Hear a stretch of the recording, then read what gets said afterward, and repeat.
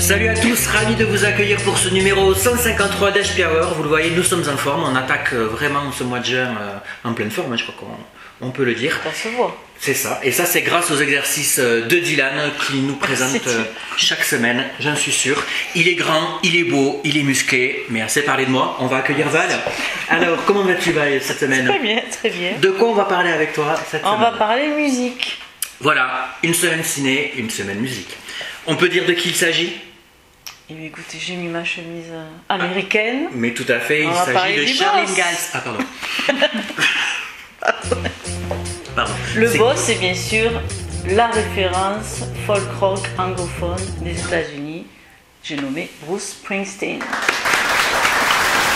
Alors Bruce Springsteen, il va fêter ses 70 ans, 45 ans de carrière, durant laquelle il a... C'est énorme ceci dit. C'est énorme. Il a sorti 18 albums studio. C'est pour situer un peu l'ampleur justement du travail du boss, il porte bien son nom.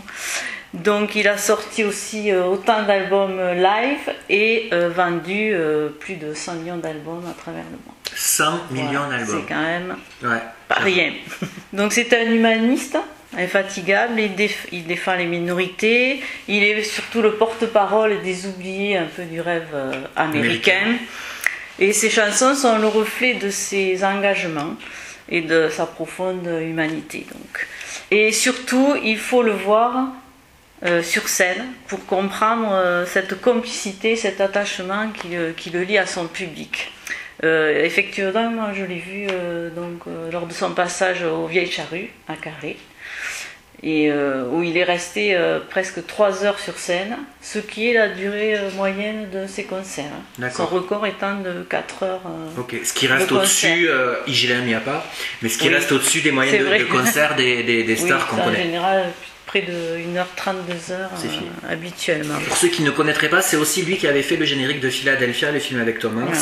Qui avait marqué ce généríque-là, cette chanson-là qui avait... Philadelphia, exactement. une magnifique chanson. Voilà, pour vous situer un petit peu. Alors aujourd'hui, je vais vous parler plus particulièrement de son dernier album qui vient de sortir. Entre octobre 2017 et décembre 2018, Bruce Springsteen s'est produit dans un théâtre à Broadway, où il a assuré 226 soirées.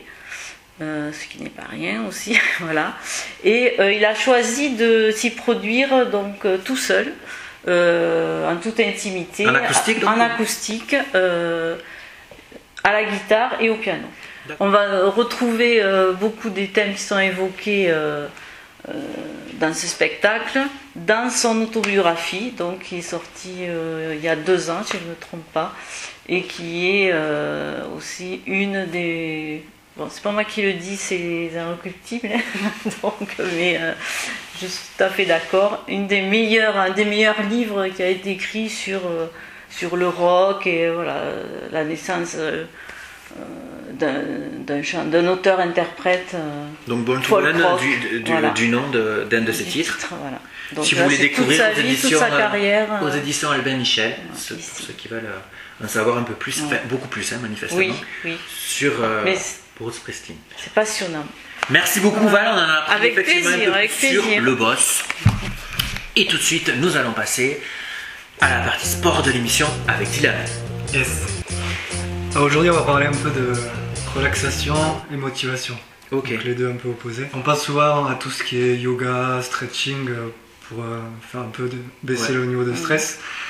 Et quand on est un petit peu mou, on passe souvent au café. Ça c'est vrai. Ouais. Oui. Donc je vais vous montrer une petite technique qu'on a tous en soi en fait, donc pas besoin de matériel. D'accord. Donc ça peut servir à se motiver et à se relaxer. Donc c'est tout simplement. C'est le même exercice qui va servir pour les deux? Non, enfin il est adapté. D'accord. C'est au niveau de la respiration en fait. Ok. Donc tout le monde peut le faire. Donc avant de commencer, on va faire un petit mouvement pour prendre un peu conscience de comment on respire. Selon la zone où on respire en fait, ça va traduire si on est trop stressé ou pas.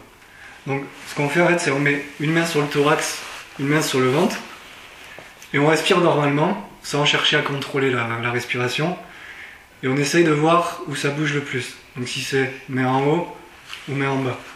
Je crois que c'est en bas, ouais. En bas. Bon, ce qu'il faut savoir, c'est que en fait, ouais, plus c'est en haut, plus c'est la respiration, on va dire, stressée.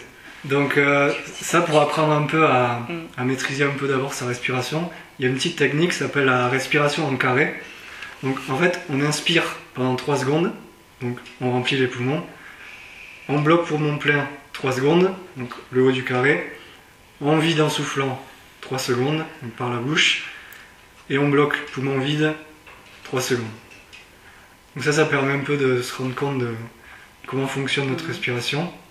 Et là, je vais vous montrer quelques techniques pour soit se dynamiser, soit se relaxer. Okay. Donc pour se dynamiser, en fait, on va prendre une inspiration normale par le nez. Et le but, ça va être de souffler le plus fort possible et vite. Donc on vide le poumon. Ah, comme dans un alcotest. Ouais, plus dans le genre. Voilà, donc ça permet de se booster un peu, faire 3-4 cycles comme ça. Pour intensifier un peu le truc, on inspire, on bloque. Vous pouvez faire des petits mouvements sur place avec des mouvements d'épaule, des petits sauts. Vous soufflez, vous faites ça 3-4 fois. Ça vous donne la pêche. Ça vous réveille. Ok. Et pour, donc le matin, c'est bien ça, on peut faire ça le matin. Ouais, en se levant, ça c'est impeccable. Ok. Et pour se relaxer, donc ça on peut le faire le soir par exemple, ça va être l'inverse en fait. On va inspirer donc normalement et on va souffler comme tu as fait tout à l'heure, tout doucement en fait. Donc par la bouche, on gonfle bien le ventre et on vide jusqu'à ce qu'il n'y ait plus d'air au niveau des poumons. D'accord. Donc ça c'est bien de le faire plutôt au coucher, vraiment relaxé. Donc ça peut être un mouvement à faire avant de dormir. Combien de fois à peu près ou pareil, 3-5 cycles. Ok. Donc un cycle c'est j'inspire, je souffle, ça fait 1. On le fait 4 à 5 fois. Ok. Ça permet un peu de descendre en pression, en stress. D'accord. Merci Dylan, on te retrouve la semaine prochaine avec une autre chronique. Ce sera autour de l'alimentation, je crois. C'est ça. Voilà, puisque tu nous avais dit en début de saison que c'était intimement lié avec. C'est ça, tout à fait. Et puis on te retrouvera également pour une nouvelle chronique. Alors ce sera musique. Ce sera musique. Très bien. Eh bien, merci à tous les deux.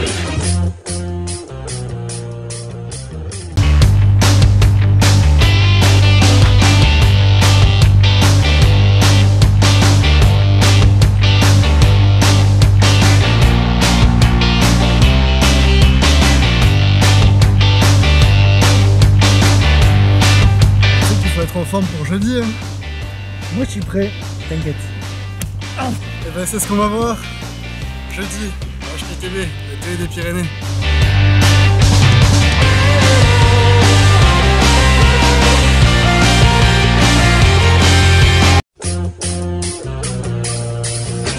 On est de retour sur le plateau d'HP Hour avec l'invité de la semaine. On reçoit donc Eric, bienvenue Eric, qui vient nous parler d'un festival. Donc c'est la première édition, c'est Festibos qui aura lieu en juin, je crois. Le 15 juin. Ouais, le 15 juin. Et donc, est-ce que vous pouvez nous présenter un petit peu ce festival? Déjà, sa thématique, parce que je crois que c'est une thématique assez particulière et originale, qui en regroupe plusieurs d'ailleurs, en fait. Tout à fait. Donc, la thématique, c'est la parentalité. Donc, c'est tout ce qui va tourner autour de la relation parent-enfant. Et que l'on va travailler sur toute la journée, sur 3 axes, qui sont les jeux vidéo, l'alimentation et le sport handicap. D'accord. Alors, comment ça s'articule justement autour de ces 3 axes? Qu'est-ce qui est proposé? Ce sont des ateliers, des participatifs d'ailleurs, des démonstrations, plus sous la forme de spectacle. Enfin, comment c'est organisé en fait? Alors, il va y avoir un petit peu de tout. D'accord. À savoir que nous, notre objectif, c'est qu'on favorise la relation parent-enfant lors de cette journée. D'accord. Donc, il va y avoir des jeux un petit peu sur les 3 domaines. Il va y avoir des conférences débats. Il va y avoir des stands de démonstration, des producteurs qui vont venir sur le stand d'alimentation. D'accord. Donc voilà, ça va être toute une journée axée là-dessus. Il va y avoir des spectacles également. Et la projection d'un film sur l'environnement qui aura lieu en ouverture du festival. D'accord. Et au niveau des ateliers, des jeux là, dont vous parliez, pour justement faire émerger ce côté parentalité avec la relation enfant-parent, est-ce qu'il y a des ateliers coopératifs ou des choses qui sont prévues pour les enfants et les parents ensemble? Alors c'est le but. C'est le but que tous ces ateliers soient coopératifs. On veut favoriser justement le partage.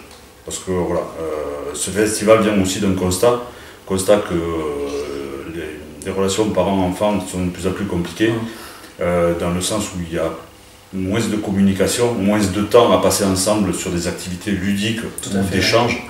Donc on va essayer à travers cette journée de favoriser ces échanges-là. Et tout en essayant de dégager des actions pour notre futur. C'est-à-dire qu'au niveau de loisirs, éducation et citoyenneté Grand Sud, on gère des centres de loisirs, des accueils de périscolaires. D'accord. Et on développe des projets. Et à travers voilà, ces actions-là, on va orienter nos projets pour les années à venir. D'accord, oui, parce que là, vous nous parlez de l'association qui est donc à l'origine de ce projet, qui est porteuse de ce projet, en fait, c'est ça? C'est ça, tout à fait. Et alors, Aïbo, ça se situera où, en fait? Alors, ça va se situer au niveau du pôle enfance. D'accord. C'est-à-dire au niveau du centre de loisirs, école maternelle. Voilà, ce centre-là va être fermé. La rue d'accès également devrait être fermée. D'accord. Donc, l'association des parents des enfants des écoles d'Ibos vont organiser un vide-grenier également lors de cette manifestation pour voilà, agrémenter un petit peu les à côté. Ouais. Et, voilà, mais tout se fait au centre du village. D'accord. Donc là, vous nous avez parlé un petit peu des parents. Quels sont les autres acteurs qui vont animer les ateliers ou participer d'une manière ou d'une autre à ce festival? Alors, on a beaucoup de partenaires sur les 3 thèmes. Que ce soit sur le handicap avec le comité départemental olympique qui se joint à nous. On a une association également de VIC sur les non-voyants. Sur l'alimentation et sur l'environnement, on travaille avec le CIMAT. D'accord. Ça, c'est un peu normal. Et sur les jeux vidéo, plusieurs associations de création de jeux vidéo. Ah, ça, c'est intéressant. Ouais. Et également des associations d'aide à la pratique. D'accord.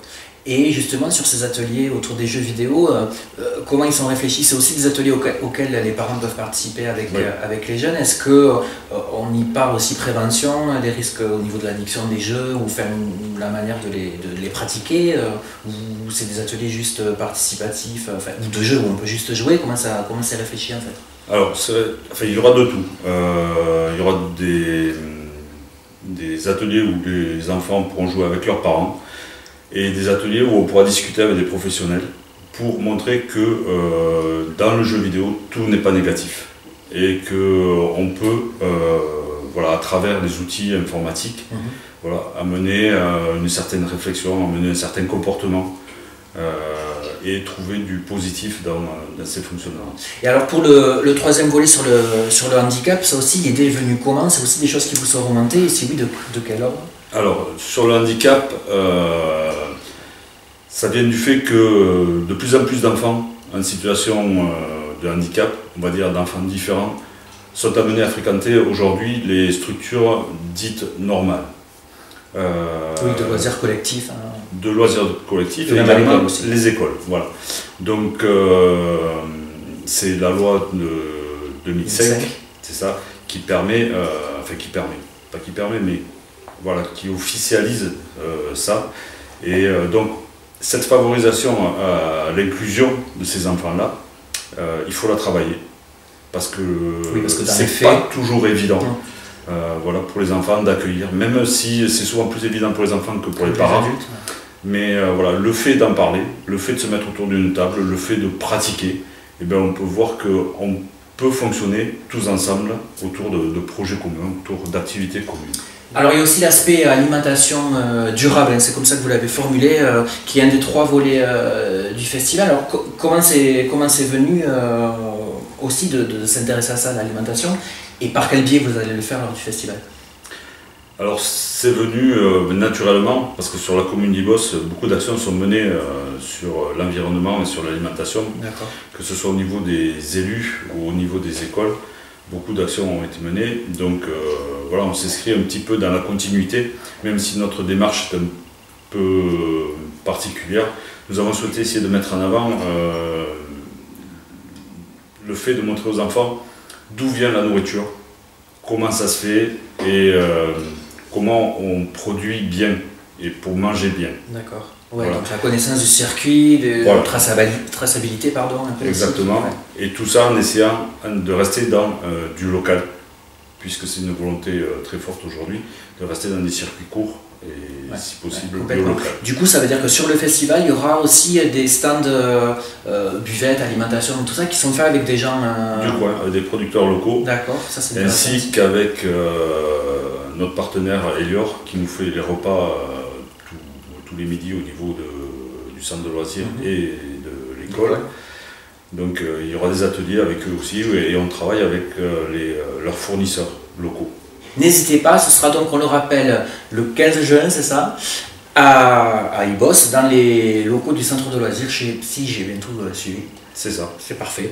Merci beaucoup Eric d'être venu nous parler de Festibos, donc ce sera la première édition, on espère se revoir pour les éditions futures. Merci d'être venu sur le plateau de l'émission. Merci à vous de nous avoir suivis, on se retrouve la semaine prochaine avec un nouvel invité et de nouveaux chroniqueurs. Bonne semaine à tous, salut.